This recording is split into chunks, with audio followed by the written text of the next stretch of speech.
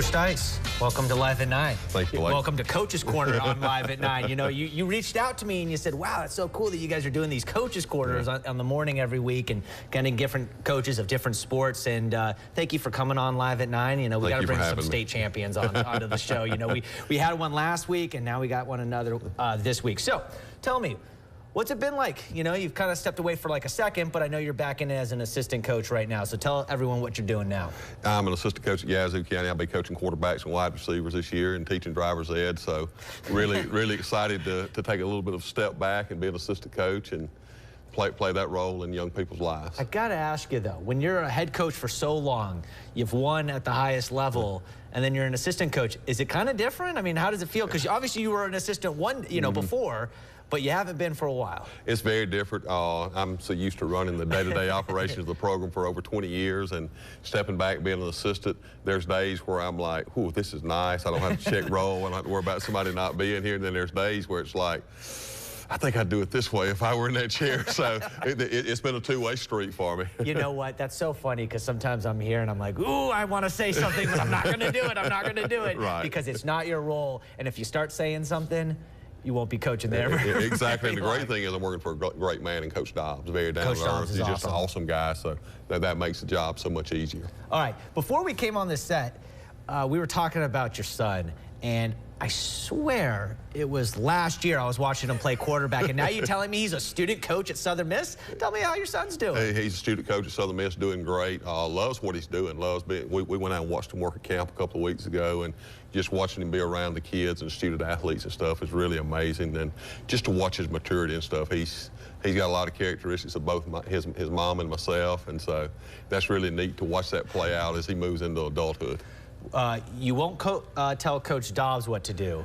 Do you tell your son what to do when he's coaching? No, because what they do is way more complicated and way over what I would ever do. Oh, so, stop. Yeah, he's a whole lot smarter than I am. So talk about all the places that you've been. I mean, you've been at, is it 4 or 5 different schools as a head coach? 4. 4 different schools, and you've won at a couple of them, most recently McGee, and then we saw you at Ridgeland, we saw you at Clinton Christian.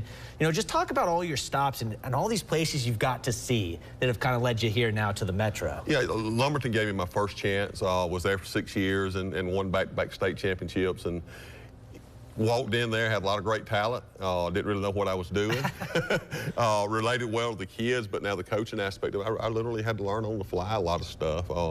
Had worked under Mike Justice at Madison Sunswell and learned a lot about how to deal with people. So I knew the relationships were important, and with the great talent and stuff, we were able to win back-to-back state championships. Left there and went to Philadelphia for 11 years. Had a great run there, won a lot of ball games there. Never got to the 3rd round. And I got the nickname while I was there, 2-round Teddy, even though I went to the 3rd round a few times.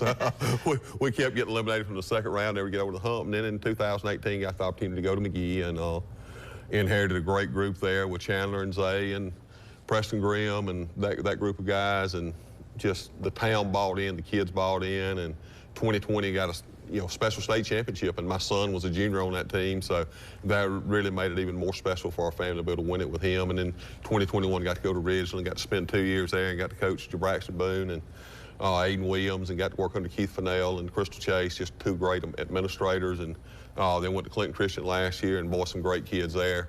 Really saw that program take some strides and won first home playoff game. Yeah, that was really things fun. like that. So it's been a really fun journey. And I said 4, that ended up being 5. So. there you go. You had 5. See, I thought I was counted right. Yeah. in your mind. But you know, when you've been coaching for as long as you have, I mean, over 200 wins. Yes, sir. Do you know exactly how many you have? I do not. Oh, okay, cool.